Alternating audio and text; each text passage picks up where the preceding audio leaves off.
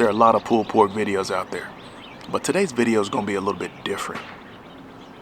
We're going to really look at this cook from a fire management perspective and talk about not only why fire management is important, but it's especially important when you're cooking larger cuts of meat like this Boston butt.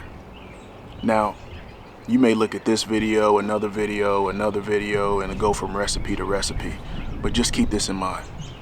In order to master the recipe, when you're on this grill, you must first master the fire. And that's what we're going to talk about today. So if that sounds good to you, then let's dive in. When you're cooking a Boston butt, fire management isn't just important, it's everything. This cut is big, dense, and takes hours to break down properly. If your fire is running wild, you'll end up with tough, dry meat. If it's too low and inconsistent, you'll be stuck in the stall phase forever. The key is steady heat, and that starts with controlling your fire, not letting your fire control you.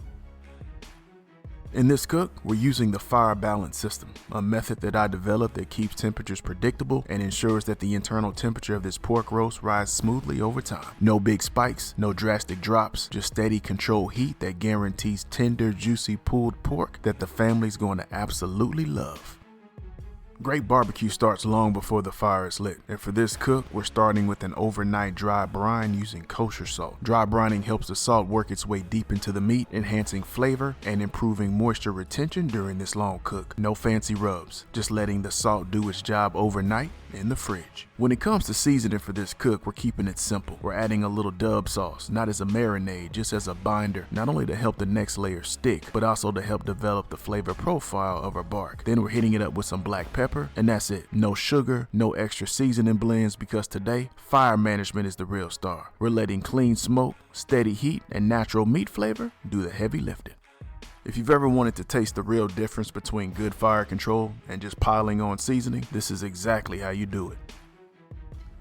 While we let our meat come up to temperature a bit, let's go ahead and get our grill ready. Today we're using the Minion method along with the 2-zone setup. You can see here we've placed a single layer of unlit charcoal in our charcoal basket. And on top of the unlit coals, we're going to pour about a 3/4 of a chimney of lit charcoal briquettes and some hickory chunks. Let's add some water also to the charcoal basket to help keep the moisture level up in our grill for this long cook. After cleaning and lubricating our grates, let's go ahead and get this meat on the grill. Now here's a pro tip for you. Whenever you're grilling, it's always good practice to let your grill come up to temperature before putting your food on. It's especially important when grilling larger cuts of meat like this because cold grates and fluctuating temps can cause uneven cooking right from the start. If your grill isn't properly preheated, the meat can take longer to start cooking, leading to moisture loss and an unpredictable cook time. But when you let the grill come up to temperature first, you're setting the stage for steady heat, consistent smoke flow, and a much smoother cooking process. Now let's position our meat in the indirect zone opposite the coals. Since we're aiming for a grill temperature today between 300 to 350 degrees Fahrenheit, we're placing the meat fat side down. Now, there's a reason for this. At these higher temps, the fat cap acts like a natural insulator, shielding the meat from direct heat exposure. This helps prevent the bottom from drying out or overcooking while the connective tissue slowly breaks down. Some people swear by fat side up, but in a hotter cook like this, we want that protective barrier between the heat and the meat. That way, we get the best of both worlds, steady heat penetration and a juicy, perfectly rendered pork roast when it's all said and done. Now let's add a few hickory chunks before closing our lid so that our meat can start absorbing some of this smoke. So we just put our meat on the grill.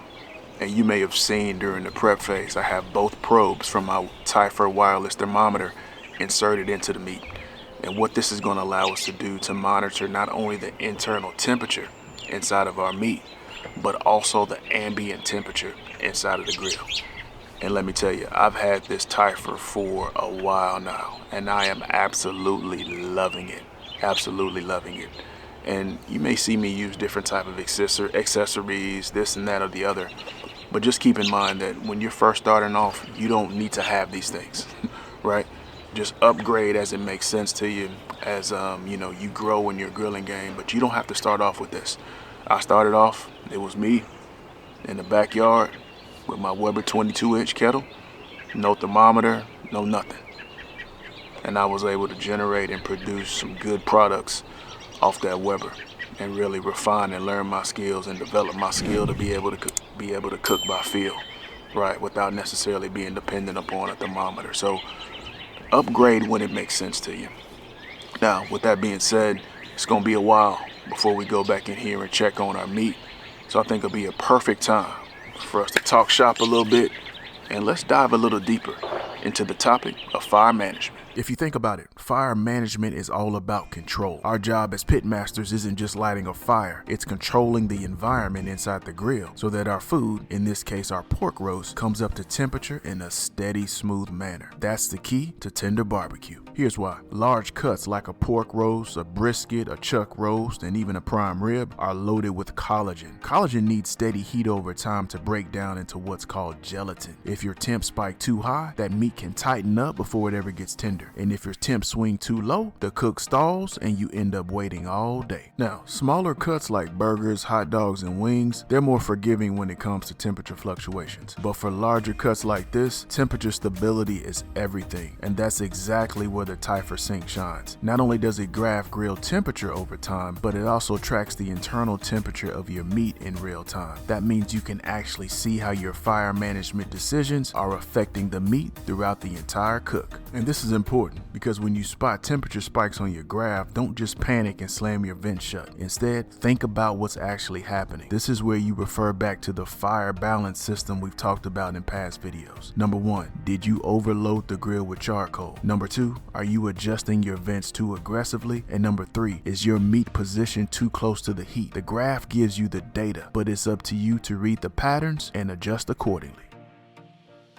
Remember, the smoother that line is when it comes to the internal temperature of your food, the better your chances of ending up with a tender, juicy cut of meat are. If your graph is full of spikes and jagged edges, that's a sign you need to work on stabilizing your temperatures. The goal isn't just about your grill hitting a number, right? 275, 325, so-and-so grilled at 350, let me try to hit 50. It's not about that. It's about making sure your meat's internal temperature is rising smoothly. And if you want to pick up one of these for yourself, I've dropped the link in the description below to all my recommended grilling tools and supplies. Check it out below. Now let's talk about what our game plan is for our cook today. Moving forward, right, we want to closely monitor these grill temperatures. We're going to try to maintain a consistent range between 300 to 350 degrees Fahrenheit through the entire cook. Now we'll add charcoal as needed to keep the grill temperature range in this zone, ensuring steady heat management. We'll also rotate the meat as needed to help ensure even cooking. And additionally, once our bark begins to set, we'll go in and lightly spritz the roast whenever needed as we add more charcoal. This is going to help us maintain moisture and develop that ideal bark texture. After closely monitoring our grill for about 5 hours, we've now reached our target internal temperature of 160 degrees Fahrenheit. At this point, let's pull the meat off the grill and wrap it tightly in aluminum foil. If necessary, use a double wrap or a triple wrap. Do whatever you got to do to prevent any juices from leaking out. This helps maintain moisture and tenderness throughout the rest of the cook.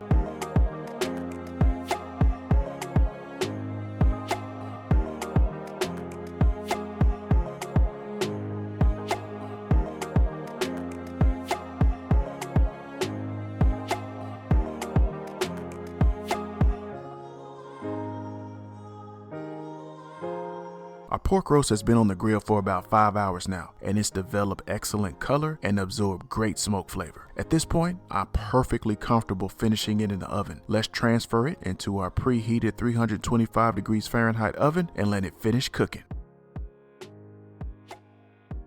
After 2 hours in the oven, we're now hitting an internal temperature of about 205 degrees Fahrenheit, and our Boston butt is done. We'll let it rest for about 15 to 30 minutes to let those juices redistribute. Once rested, it's time to shred it up and enjoy.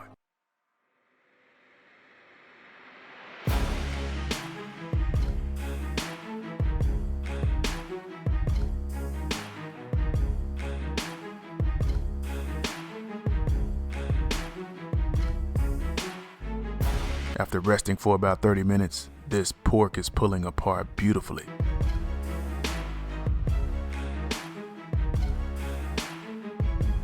It's juicy, tender, and packed with flavor from that smoke and seasoning. The bark added the perfect balance of texture and taste. Our family loved it so much we're already planning to stock up on more pork roasts as soon as they go on sale. Next time, we're definitely cooking more than just one. We'll shred it up and store portions in the freezer, making it easy to enjoy delicious pulled pork whenever we want. If you want to master the kind of fire management that made today's cook a success, my fire management guide will be available soon. It'll be your go-to resource packed with practical tips techniques, checklists, and pro-level tips for managing your grill temps perfectly every single time. Click the link below to download your free grilling guide, and you'll automatically be on the list to get notified the moment the Fire Management Guide launches. Make sure you sign up today. Be sure to hit that like button, hit that subscribe button, and leave us a comment. We'd love to hear from you. Until next time, grill boldly, serve proudly, and enjoy the process.